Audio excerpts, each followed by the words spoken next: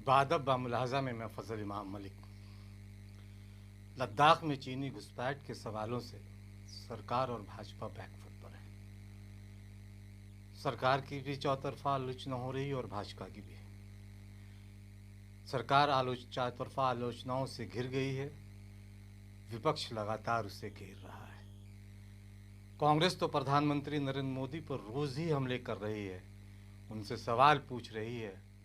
कांग्रेस और राहुल गांधी मुस्तैदी के साथ चीन पर भाजपा और सरकार को घेर रहे हैं। प्रधानमंत्री मन की बात में भी लद्दाख का जिक्र करते तो हैं, लेकिन उनकी बातों में हाउ इज द जोश नहीं दिखाई देता है, इसलिए सवाल खड़े हो रहे हैं। कांग्रेस के हमले से तिलमिलाई भाजपा ने लद्दाख के मुद्दे को दूसरा रंग दिया, यानी उसने मुद्दे से भटकाने की पूरे जो सीमा पे तनाव हो उसे दूसरी तरफ, उसका रुख दूसरी तरफ और सियासी मतभेद और सियासी मुठभेड़ ज़्यादा करने के मूड में उसको दिखाई दे रही है। चाहिए तो यह था कि वह देश को सब कुछ सही सही बताए, लेकिन उसने इसकी बजाय राजीव गांधी फाउंडेशन से चीन के पैसे लेने की बात कर कांग्रेस को कटघरे में खड़ा करने की कोशिश की। एक दिन पहले कांग्रेस के प्रवक्ता ने, भाजपा के प्रवक्ता ने उन्हीं सवालों के साथ प्रेस के सामने आए थे, जो अगले दिन भाजपा के अध्यक्ष जेपी नड्डा ने कांग्रेस पे दागे, कांग्रेस पे सवाल उठाए। चीन और राजीव गांधी फाउंडेशन के संबंधों को लेकर जेपी नड्डा ने कांग्रेस की अध्यक्ष सोनिया गांधी से 10 सवाल पूछे। नड्डा ने कहा कि चीन और कोरोना संकट की आड़ में उन सवालों से नहीं बचना चाहिए जिसका जवाब देश जानना चाहता है। हालांकि देश तो यह भी जानना चाहता है कि लद्दाख में क्या हो रहा है, चीन ने घुसपैठ की या नहीं की, लेकिन उन सवालों से देश को भटकाने के लिए दूसरे सवाल लाके खड़े कर दिए गए, जो पिछले 5-6 सालों में अक्सर हमने देखा है। पूर्वी लद्दाख के गलवान घाटी में वास्तविक नियंत्रण रेखा पर चीन के साथ जारी गतिरोध के बीच नड्डा ने कहा कि प्रधानमंत्री नरेंद्र मोदी के नेतृत्व में देश पूरी तरह सुरक्षित है। उनके नेतृत्व तो सवाल नहीं है, लेकिन सवाल ये है कि चीन कितना अंदर घुसा या नहीं। चूँकि सरकार के ही मंत्री, प्रधानमंत्री ने कुछ और बातें कही, पीएमओ को उसका खंडन करना पड़ा। शायद ये भी 70 साल में पहली बार हुआ है कि प्रधानमंत्री ने कोई बयान दिया हो और पीएमओ को अगले दिन उसकी सफाई देनी पड़ी हो। जेपी नड्डा ने कहा कि 2006 से 2009 के बीच व्यावसायिक हितों वाले गैर सरकारी संगठनों से भी इस फाउंडेशन को अनुदान राशि मिली है, पैसा मिला है, चंदा मिला है। कांग्रेस पे उन्होंने हमले बोले, कई सवाल दागे। नड्डा ने कहा कि कांग्रेस को चीन के साथ अपने कथित संबंधों और चीन की कम्युनिस्ट पार्टी के साथ किए गए करार पर इस स्थिति को साफ करनी चाहिए। नड्डा ने कहा राष्ट्रीय हितों को तिलांजलि दे दी गई और एक परिवार के फाउंडेशन ने अनुदान राशि स्वीकार की। द सेकंड क्वेश्चन इज कि एक बहुत जल्दी थी, there was tremendous hurry to enter into the East Asia FTA, जिसको हमने बाद में RCEP के नाम से जाना, Regional Comprehensive Economic Partnership. What was the haste? What made Kamal Nath to commit that yes, we will be part of this East Asia FTA, in which China was also there? यह प्रश्न देश जानना चाहता है और यहीं पर नहीं रुकता है। पैरेलली जब हमने अपने आप को ईस्ट एशिया एफटीए के साथ इंगेज करना शुरू किया, जिसको 2019 में आरसेप के नाम पर भारत के यशस्वी प्रधानमंत्री मोदी जी ने 15 देश एक तरफ रहने के बावजूद 16वां देश भारत ने अपने आप को अलग किया, यह कहते हुए कि this is not in the interest of farmers, this is not in the interest of MSME sector, this is not in the interest of the labourers and this is not in the interest of the agriculture. इसको ध्यान में रखते हुए मोदी जी ने इससे अपने आप को अलग किया। लेकिन जब ये इसमें हम इंगेज हो रहे थे, ईस्ट एशिया जो आरसेप के नाम से जाना जाता है, ईस्ट एशिया एफटीए, तो पैरेलली भारत का चाइना के साथ डेफिसिट ट्रेड 2003 में जो 2004 में 1.1 बिलियन था, वह बढ़कर के 2013-14 में 36.2 बिलियन हो गया. And this was a deep crisis and weakening of the Indian economy done during the UPA regime. Now this second question is, what was the need to be in a hurry to come to engage in RCEP? Number one. Number two, the question is that parallelly, how the India's trade deficit gained, and from 1.1 billion dollars, it reached to 36.2 billion dollars, US dollars. This is what we have to understand. ये कहीं Chinese embassy के द्वारा Rajiv Gandhi foundation को पैसे के कारण ये quid pro को तो नहीं था, यह भारत की जनता जानना चाहती. कांग्रेस ने यूं तो पहले भी इन आरोपों को भाजपा की चालाकी और उसका दोषपूर्ण खेल करार दिया था और कहा था कि चीन ने सीमा पर कथित तौर पे जो कब्जा किया है, ये उससे जनता का ध्यान भटकाने की कोशिश है. और फिर जेपी नड्डा के 10 सवालों के बाद कांग्रेस ने भी पलटवार करने में देर नहीं लगाई. मोदी पर सरकार पर हमला करते हुए कांग्रेस ने कहा कि प्रधानमंत्री नरेंद्र मोदी ने चीनी घुसपैठ और चीनी कब्जे के बारे में पूरे देश को गुमराह किया है. पार्टी का कहना है कि भाजपा चीन के घुसपैठ से लड़ने की बजाय कांग्रेस से लड़ रही है.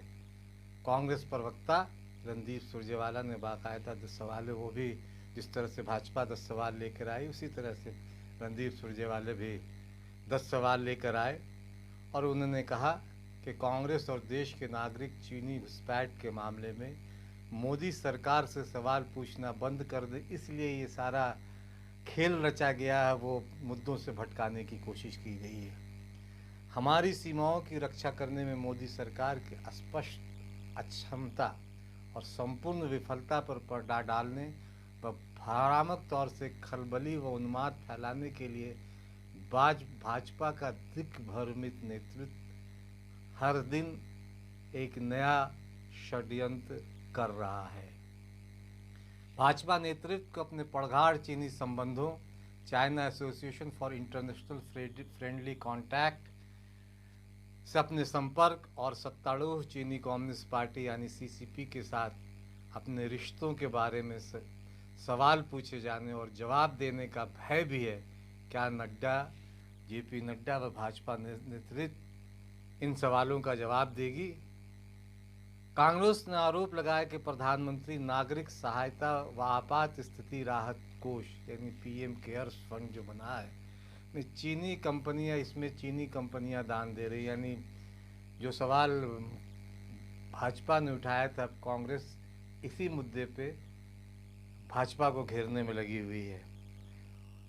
कांग्रेस ने कहा कि चीनी कंपनियां उसमें दान दे रही हैं. इसके साथ ही कांग्रेस ने पूछा कि जब भारत और चीन के बीच लद्दाख में सीमा पर तनावपूर्ण गतिरोध चल रहा है, तो इस रकम को स्वीकार क्यों किया जा रहा है. कांग्रेस प्रवक्ता अभिषेक मनु सिंघवी ने पिछले 6 साल के दौरान प्रधानमंत्री नरेंद्र मोदी के चीनी राष्ट्रपति शी जिनपिंग के साथ 18 मुलाकातों पर भी सवाल उठाए और पूछा कि उन्होंने चीन को अब तक क्यों हमलावर नहीं कहा. सिंघवी ने हमला किया जो कि आज प्रधानमंत्री मोदी ने मन की बात कही और मन की बात कहने के दौरान उन्हें चीन का नाम लिए बगैर सीमा पे घुसपैठ की बात की कि सीमा पे हम मुंह तोड़ जवाब देंगे और किसी का हमला बर्दाश्त नहीं किया जाएगा. उसके बाद कुछ घंटों के बाद ही फिर कांग्रेस हमलावर हुई. उसने 18 बार मुलाकात को लेकर और दूसरे सवालों के साथ नरेंद्र मोदी पर हमला बोला. नरेंद्र मोदी ने अपने मन की बात में कहा था कि लद्दाख में उसकी ज़मीन पर बुरी नज़र रखने वालों को भारत ने उचित जवाब दिया है और लगातार इस पे सवाल उठ रहे हैं. दिलचस्प ये है कि पीएम केयर फंड में चीन की मोबाइल कंपनी Xiaomi हो, उसने 10 करोड़ रुपए दिए, Huawei ने 7 करोड़ रुपए दिए, वन प्लस जो मोबाइल कंपनी उसने 1 करोड़ दिए, ओप्पो ने 1 करोड़ दिए और टिकटॉक ने 30 करोड़ रुपए पीएम केयर फंड में दान दिए हैं। तो जाहिर है कि जब राजीव गांधी फाउंडेशन पर सवाल उठेंगे तो ये सवाल भी उठने लाजिम है कि किसके हितों का कौन सरकारें किसके हितों का ध्यान रख रही हैं। और फिर एक दूसरे प्रवक्ता कांग्रेस ने तो चुनौती दी है कि वो आरएसएस और इससे जुड़ी संस्थाओं को भी को किस किस से कहाँ से फंड मिला है इसे भी लेकर जल्द बेनकाब बहुत सारी बातें की जाएंगी। और कांग्रेस ने तो जवाब देने के लिए एक छोटी सी फिल्म भी बना डाली और फिर उस फिल्म के ज़रिए नरेंद्र मोदी को घेरने की कोशिश की। वो फिल्म भी हम देखेंगे, लेकिन पत्रकारिता और पत्रकारों का किस तरह जोखिम है ख़ास के आज के समय में, उसकी मिसाल फिर देखने को मिली। अभी अभी हमने आपातकाल की 45वीं बरसी का जिक्र मनाई, 2-3 दिन पहले ही 45 साल आपातकाल को हुए। और अब हमारे नेशनल ब्रॉडकास्टर यानी प्रसार भारती ने इस देश की सबसे बड़ी समाचार एजेंसी पीटीआई यानी प्रेस ट्रस्ट ऑफ इंडिया को धमकी भरा पत्र भेजा और एक तरह से अघोषित सेंसरशिप का यह अघोषित आपातकाल का व्यवहारिक एहसास कराया। पीटीआई का गुनाह सिर्फ इतना भर है कि उसने लद्दाख में चीन की घुसपैठ, गलवान घाटी और आसपास के इलाकों में वास्तविक नियंत्रण रेखा के भारतीय के हिस्से की तरफ कब्जा जमाने और वहां भारतीय सेना की बिहार रेजिमेंट के 20 जवानों की शहादत वगैरह की पृष्ठभूमि में अपने पत्रकारीय दायित्व का निर्वाह किया और नई दिल्ली में चीन के राजदूत सुन वेईडोंग और बीजिंग में भारत के राजदूत विक्रम मिश्री से इंटरव्यू किया। वो इंटरव्यू प्रसारित हुआ और इसमें कहीं भी कुछ भी गलत नहीं था, क्योंकि एक पत्रकार की जो जिम्मेदारी होती है, पत्रकार ने उस जिम्मेदारी का निर्वाह किया। हालांकि दोनों इंटरव्यू से लद्दाख में चीन की घुसपैठ को लेकर भारत सरकार और ख़ास तौर से प्रधानमंत्री मोदी की ने जो दावे किए वो दावे खंडित हो रहे थे।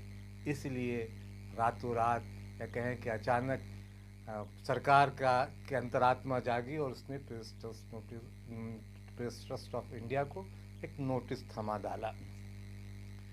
कहा जा सकता है कि आवाज़ों पे पहरा है और हर चेहरे पे चेहरा है। आप फिल्म देखें कि फिल्म में नरेंद्र मोदी और चीन के संबंधों को दिखाया गया है और बातें अगर ठीक लगें तो इसे लाइक, शेयर और सब्सक्राइब ज़रूर करें, क्योंकि सवाल पूछना हम जारी रखेंगे। आप भी सवाल पूछें, क्योंकि सवाल पूछना हमारा लोकतांत्रिक अधिकार है। Modi ji is a very friendly man, and especially so when it comes to Chinese President Xi Jinping. In fact, Modi ji never lets India, her security or her interests come before his own personal relationship with his Chinese counterpart.